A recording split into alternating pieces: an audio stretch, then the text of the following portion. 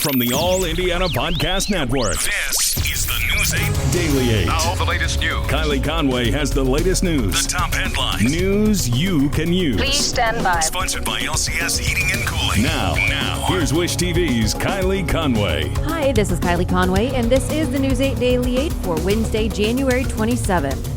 Another mostly cloudy day today with some chances for snow showers this afternoon. Best snow chances will be south of I-70. Temps will reach the mid-30s. COVID-19 is the focus in Washington and at the Indiana State House. We'll hear new information today from Governor Holcomb and the State Health Department. It will update the requirements for each county's response. In Washington, today for the first time, we'll hear from President Biden's coronavirus task force. Biden says updates will be far more frequent and that communication with states will be better. Until now, we've had to guess how much vaccine to expect for the next week, and that's what the governors had to do. How much am I getting next week? This is unacceptable. As far as locally in Indiana, Governor Holcomb will give his weekly COVID-19 update today at 2:30, and that could include how Indiana is impacted by the president's new vaccine plan. The State Health Department will also update the county response requirements today at noon. They're telling people to pay attention because it could change your local health department plans on slowing the spread of COVID-19. Under Holcomb's current order, county officials are not allowed to grant permission for large events until at least January 31st. Right now, most counties are in orange or red, meaning their positivity rates are above 10 to 15%. Still, at least one Indiana Republican lawmaker says it's not the government's role to place limits on businesses, private schools, or churches, even during a pandemic. He introduced a bill to fight the state and local health departments' coronavirus restrictions. Here's Republican State Representative Rob Morris, and then hear from Democratic Rep. Rita Fleming. And I don't feel that government should limit the occupancy of a restaurant or an establishment, that the business owner can make those decisions. For this period of time to abandon these safeguards is very unwise, sir.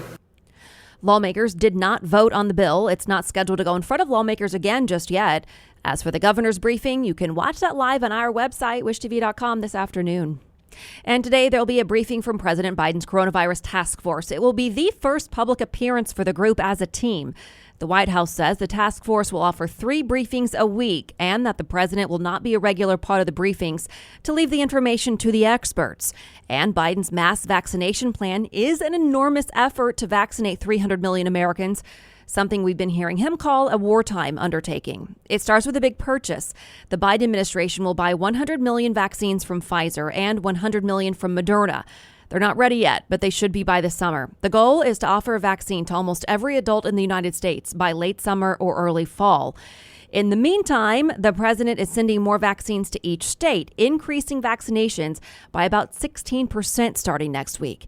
Here's Biden and then New York Governor Andrew Cuomo. The end goal is to beat COVID-19. And the way we do that is to get more people vaccinated. Great. It's great news. From a governor's point of view, I say amen, Wolf. We've been dealing with this COVID. It seems like a lifetime. The federal government never really accepted responsibility. Cuomo is one very confident in Biden's plan. Other governors and state leaders are concerned the plan isn't ambitious enough, especially considering the new COVID-19 variants spreading around the world. The vaccine should still prevent those infections, but you can't show up to get your vaccine if you're feeling sick that day. They say Biden needs a more robust effort to reach all Americans. As far as the latest numbers, nearly 23 million Americans have 1 dose and 3.3 million are fully vaccinated.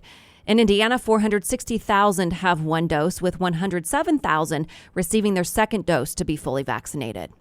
And firefighters are part of the vaccine effort in Fishers. The city's fire department announced it will vaccinate around 300 people in nursing homes and through the department's community paramedicine program.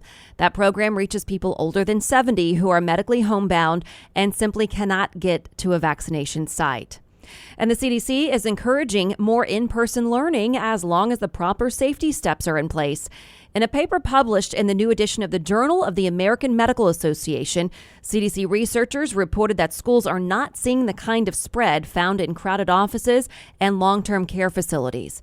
A study from a weekly CDC report says students may be following mask and social distance rules better than people in other indoor environments because classrooms and lunchrooms are monitored. Eli Lilly and Company says its antibody cocktail can help keep coronavirus patients out of the hospital. The Indianapolis-based company shared results from its late-stage study yesterday.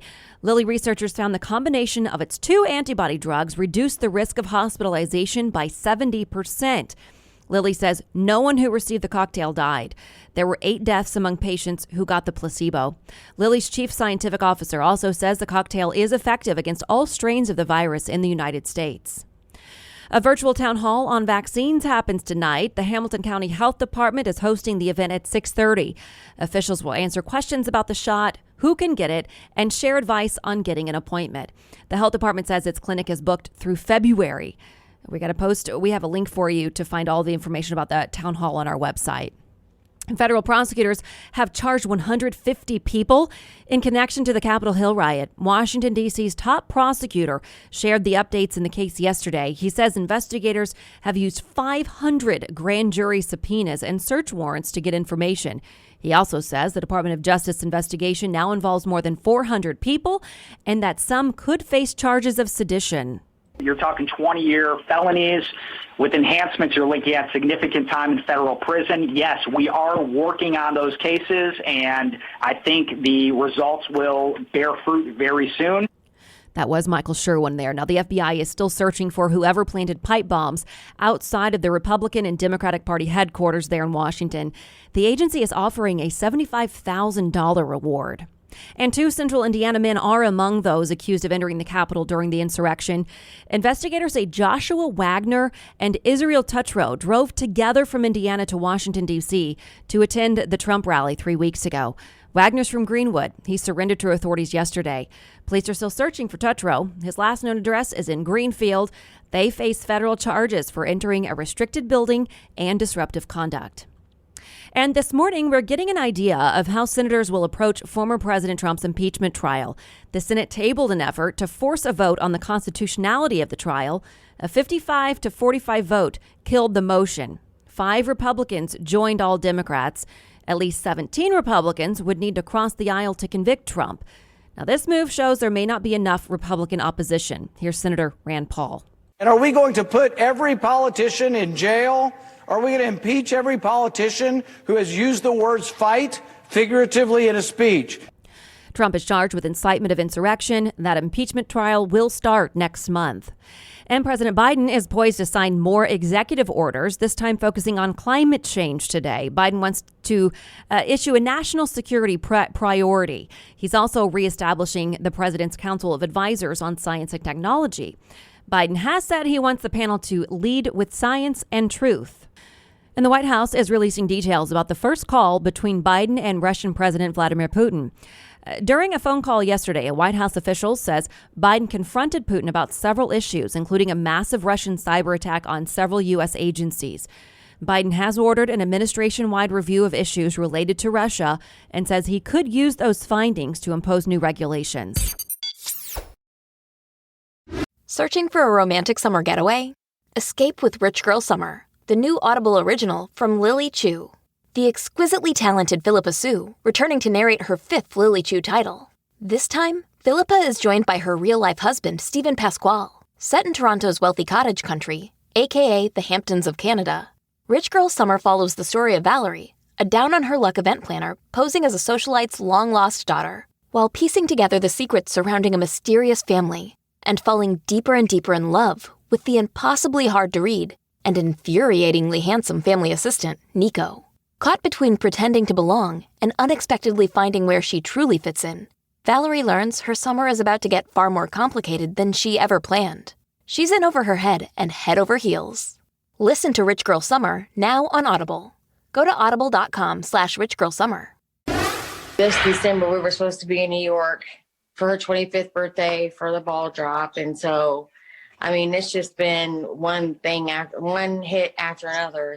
To Indianapolis now, the mother of fallen IMPD officer Breann Leath is speaking out for the first time after prosecutors announced the plan to seek the death penalty for the man accused of killing her. Jennifer Leath says the family was part of that process. She says the choice wasn't easy, but that the family feels a death sentence is most appropriate. She says the family has spent the past several months reflecting on their loss. Officer Leath was shot to death last April as she and other officers dealt with a call of a disturbance at an apartment complex on the east side. It was near 465 and I-70. Here, her mom talks to us about the suspect. It's really not fair that you get 3 square meals a day and you get to talk to your family and you get to, I don't know if he's got kids or, I really don't know a lot about him, but he gets to do all those things. Even if he's in jail, he still gets to do all those things. Elias Dorsey is charged with murder and attempted murder. And today there is an event to recruit new teachers from historically black colleges and universities. The Educate Me Foundation is hosting it. Organizers want to let future teachers meet leaders from schools in the area to develop relationships that could lead to jobs in the classroom here. The students are able to not only see someone that looks like them, but also they're able to see what the impact that their teacher makes, and then it encourages them to make that same impact as they grow and learn. School districts from all over Marion County will be there. It starts at 11 o'clock this morning.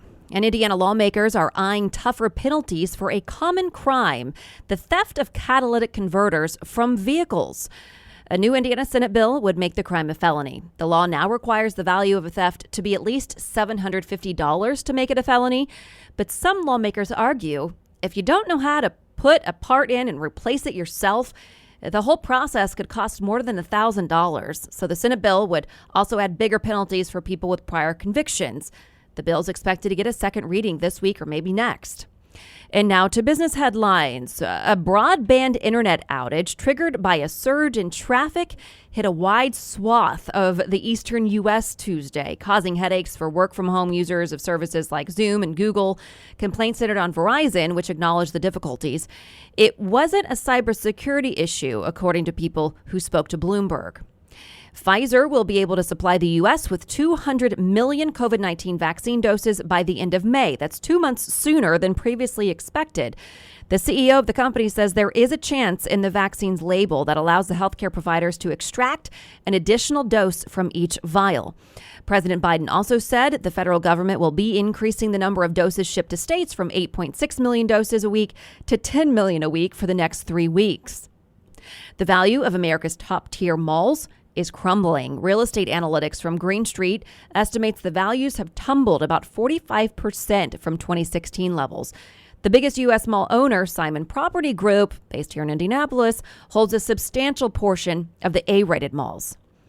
The S&P CoreLogic Case-Shiller Index showed some home prices climbed 9% in the past year. Most home prices, that's the average. That's the most since 2014. Historically low mortgage rates continue to fuel the booming housing market. And Pizza Hut is launching a new Detroit-style pizza. I'm seeing this pop up a lot in different places. It ditches the traditional round shape for a rectangular crust with cheese to the edges. It's got this crunchy Parmesan cheese crust. It's popular in the Michigan city. It's Pizza Hut's second major product launch this month as the pandemic-era Pizza Wars show few signs of slowing down. I know I just had my first Detroit-style pizza on Friday, so the timing of this is uncanny for me personally. I got it from a new local restaurant. It's in the Meridian Kessler area, and it's called Sam's Square Pizza. It was phenomenal. It just launched. They're kind of in that pre-launch, pre-order phase, but any day this week, they're going to have a live link where you can order online, and I will be the first to tell you it was amazing, and it's a great way to try out this Detroit-style pizza from a local shop. And street-side dining could actually be coming back to Indianapolis, some of the hot spots here at least, in a new effort to help restaurants survive and thrive. It would be a repeat of last year's Dine Out program for this year's March Madness. Right now, the plan is still being discussed between Indy DPW and the mayor's office how to pull this off. If approved, barricades will be back up, and street parking along Broad Ripple Avenue will be used for temporary outdoor seating. We're also talking about Mass Ave here and Georgia Street, same thing. So it lasted through Labor Day weekend, and many in the business community say it was a success. Indoor dining right now stays at 50% capacity for restaurants in Marion County. But restaurants can serve a maximum capacity for outdoor seating with social distancing measures in place. There's been a survey created for businesses to share their opinions on the proposed plan. The manager at Condado Tacos in Broad Ripple says that the Dine Out program would be very beneficial to the business community. And we never stopped opting in because if there was one day that was going to be warm, we were going to get our patio back out. So any day that is available that's warm enough at least, we're going to do it. We invested a lot of money in patio furniture, heaters. We want to be able to utilize that equipment because we spent money on it. Indy DPW says if the right-of-way does close to outdoor seating, there's a good chance it will continue through the summer or fall. It would also take effect again for Mass Ave and Georgia Street. And a woman killed in a tour bus crash near the Grand Canyon in Arizona was actually from Indiana, from Boonville, near Evansville. According to deputies, Shelley Vogues died last Friday when a tour bus carrying close to 50 passengers rolled over. Las Vegas company that uses comedians to guide the tours operated the bus. Sheriff's deputies say 2 people had severe injuries. More than 40 others were treated for minor injuries. And the city of Muncie is buying 53 acres of land to build a solar field. It's the old General Motors property on West 8th Street. The city's mayor hopes the deal will make Muncie a regional leader in embracing renewable energy. He also hopes it will attract businesses that are focused on sustainability. And finally, to sports, the Pacers' newest member is out of cancer surgery and recovering. The Pacers say Caris LeVert's operation was a success. Doctors removed a mass from his kidney on Monday and say he needs no further treatment. It's amazing. LeVert only found out about the problem through the physical that the Pacers gave him to complete a blockbuster trade that sent Victor Oladipo to Houston. The Pacers say he shouldn't need any additional treatment so far. There is no timeline for LeVert's return to basketball. And the Pacers and many others around the NBA are sharing fond memories of Sekou Smith. The league says he died Tuesday from complications of COVID-19. Smith covered the Pacers beat here in Indianapolis before going on to national recognition for his writing and broadcasting work. In a statement posted on Twitter, Pacers say Smith's outgoing personality was as genuine as his professionalism. Pacers play-by-play announcer Mark Boyle echoed that sentiment and went on to write, "Knowing Smith somehow made you feel better about yourself. A great man." Sekou Smith was 48 years old. The Colts' new offensive coordinator says he's ready to get to work. We're hearing from Marcus Brady for the first time since he was promoted from quarterback coach. Brady has been with the Colts for 4 years. He says he's excited for the new gig. And just an aside, Brady is just the 3rd black offensive coordinator in the entire NFL. The lack of minorities, getting these opportunities. I understand that I got to go out there and do a great job, It is my responsibility that given this opportunity to go out there and produce so that others, get the same opportunities that I've been blessed with here. Before any involvement in the NFL, Brady started his career with a 16-year stint in the Canadian Football League. And Wish TV sports director Anthony Calhoun is gearing up to head to Florida for Super Bowl 55. We'll have live reports starting Sunday evening from behind the scenes there in Tampa. You can watch those reports live on Wish TV News 8. This has been your News 8 Daily 8 for Wish TV. I'm Kylie Conway. Online at wishtv.com and follow us on Facebook when you search Wish TV. The News 8 Daily 8 is sponsored by LCS Heating and Cooling. Be sure to like and subscribe to this podcast, The News 8 Daily 8 with Kylie Conway. And be sure to discover even more great podcasts now at allindianapodcastnetwork.com.